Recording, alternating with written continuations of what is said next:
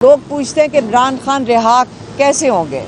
ये बहुत लोग पूछते हैं और ये मैं बताना चाहती हूँ, ये जो अहमकाना और बोगस केसेस थे जो ट्रायल कोर्ट में चले हैं, ये इतने बोगस हैं कि ये जब हाई कोर्ट में जाएंगे, हाई कोर्ट के जज मजबूर हो जाएंगे कि इनकी कन्विक्शन ख़त्म करनी पड़ेगी। इमरान खान का केस अब हाई कोर्ट में आ गया है। आमिर फारूक और मियां गुल हसन जज हैं। आज रोज़े के अंदर हम सब आए हैं और आज इमरान खान का जेल के अंदर अलकादर केस था, वो भी नहीं हम अटेंड कर सके। अगर हमें पहले से बता देते, कल ही बता देते कि देखें आप लोग यहाँ ना आए, एक नोटिस निकाल देते कि ना जज साहब आज होंगे, छुट्टी पे हैं, और जो तफ्तीशी अफसर हैं वो भी छुट्टी पे हैं, ना प्रोसिक्यूशन आई है, और आज आपने सारे लोगों को यहाँ बुलाकर किस लिए बुलाया कि एक रोल कॉल ले लें। ये किस किस्म का निज़ाम है?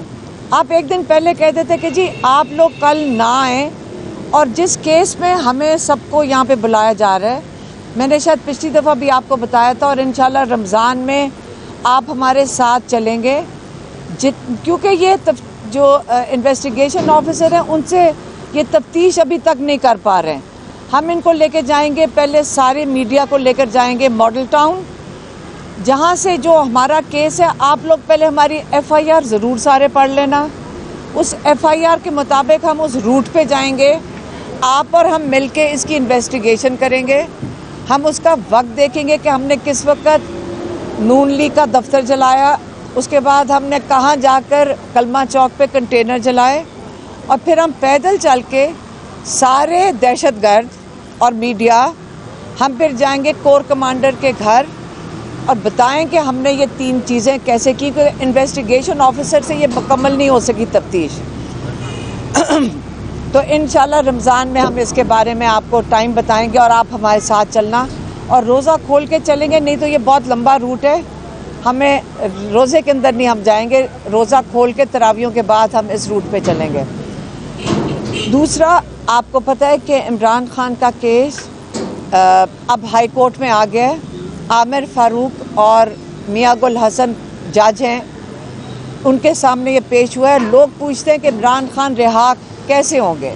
ये बहुत लोग पूछते हैं और ये मैं बताना चाहती हूँ, ये जो अहमकाना और बोगस केसेस थे जो ट्रायल कोर्ट में चले हैं, ये इतने बोगस हैं कि ये जब हाई कोर्ट में जाएंगे, हाई कोर्ट के जज मजबूर हो जाएंगे कि इनकी कन्विक्शन ख़त्म करनी पड़ेगी। आप सुन ले गौर से कि जज पास कोई ऑप्शन नहीं होगी कि ये कन्विक्शन ओवरटर्न करें।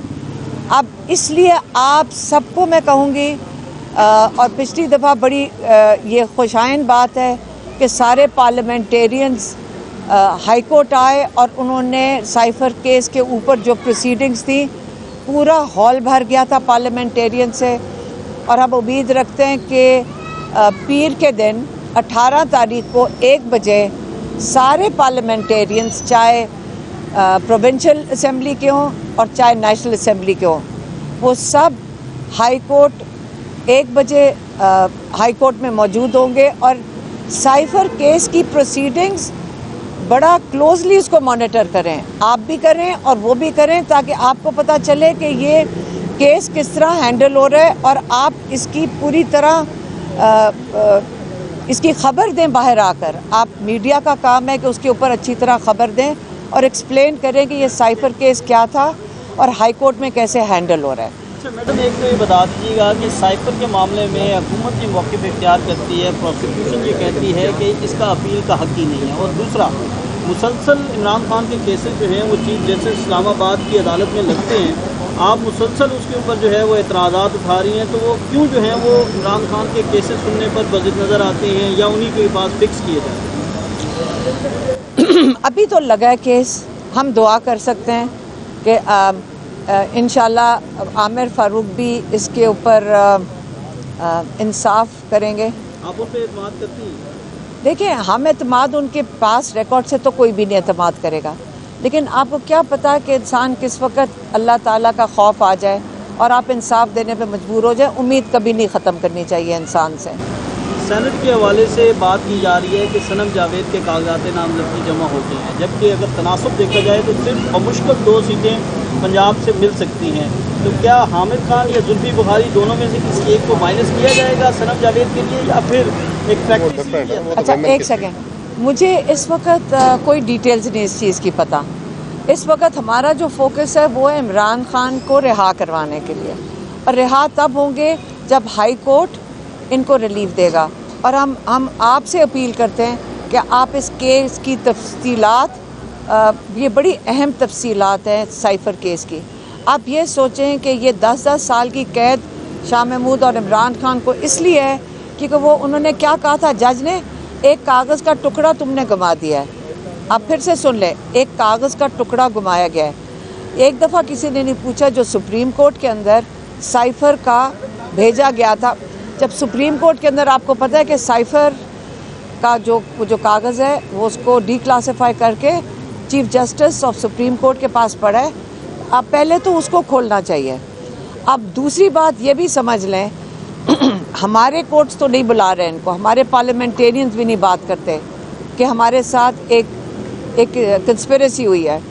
लेकिन इस वक्त जो ह्यूमन राइट्स इश्यूज़ पाकिस्तान में आए हैं, आपको याद होगा अमेरिका के निज़ाम पे हम देखे में ज़्यादा वो काबिल तारीफ़ है कि उन्होंने पाकिस्तानियों की एहतजाज के ऊपर उन्होंने डोनाल्ड लू को, जो उनकी फॉरेन अफेयर्स कमेटी है, उसने कांग्रेस की फॉरेन अफेयर्स कमेटी ने डोनाल्ड लू को हियरिंग के ऊपर बुला लिया।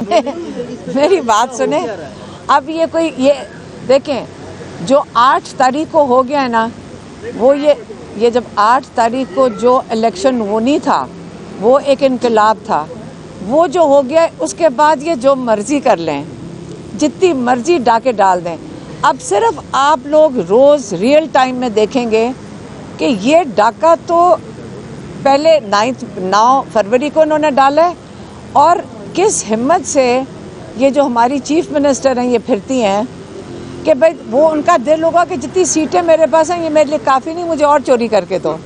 वो तो अब दिन दिहाड़े डाके डाल रहे हैं, और जीते वो को उसका रिज़ल्ट मैं कहती हूँ सारी सीटें ले लें। मैं तो ख्याल है सारों को ही हरवा दें। ये क्यों तकलीफ़ कर रहे हैं 20-20 सीटों के ऊपर? पूरी असेंबली की सीटों में सबको हरवा के घर भेज दें। हम सुन रहे थे 20 सीटें इनको और चाहिए, मैं कह रही हूँ सारों की ले लें। तो यही तरीका है, एक 9 फरवरी होगा और एक 8 फरवरी का रिजल्ट होगा। ये बता दें कि इमरान खान समेत तकरीबन अब सब पे ही पाबंदी लगा दी गई है कि कोई उनके अजीज़ों कारब कोई मुतला जो है वो मिल नहीं सकते। क्योंकि ये सारी बातें आप आगे बाहर बता देती हैं, तो इसलिए उन्होंने पाबंदी लगता है। तो इस पर किस तरह इसको देखती हैं कि ये नोटिफिकेशन जारी हो? देखें, आप सारों को पता है इमरान खान क्या चाहते हैं और क्या कहते हैं।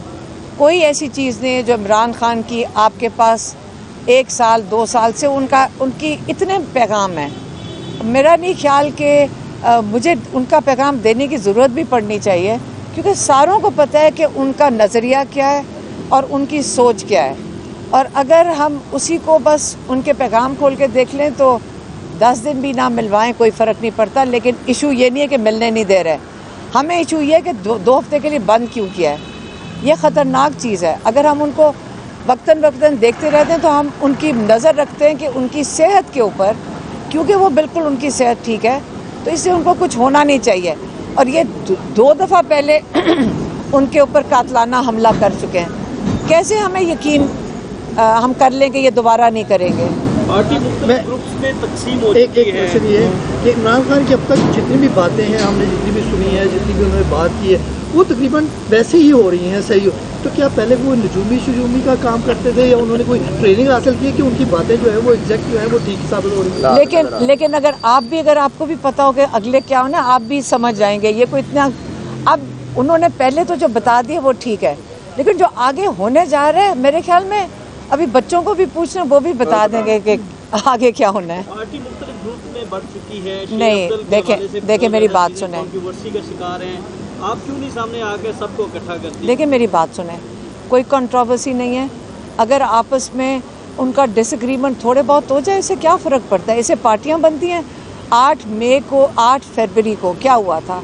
सारों ने निकल के यूनिफाई होकर एक कौम बनकर एक वोट दे दिया। अगर 4-5 लोग डिसएग्री कर दें, और ये जो सोशल मीडिया है ये सारा दिन इनको कुछ करने को नहीं है और आप सारा दिन उसका एक वो न्यूज़ बना लें, इससे कोई फ़र्क नहीं पड़ता। आपस में डिसएग्रीमेंट में इसमें कौन सी बड़ी बात है? कोई बड़ी बात नहीं है। असली चीज़ ये है कि फोकस होना चाहिए हमारे लिए कि इमरान खान को जेल से कैसे निकालना है। इसलिए हमारा सारा फोकस इस वक्त हाई कोर्ट पे चला गया, और सारे पार्लियामेंटेरियंस का फोकस होना चाहिए इमरान खान के हर केस में सारे पार्लियामेंटेरियंस को हियरिंग के दिन मौजूद होना चाहिए। बस थैंक यू।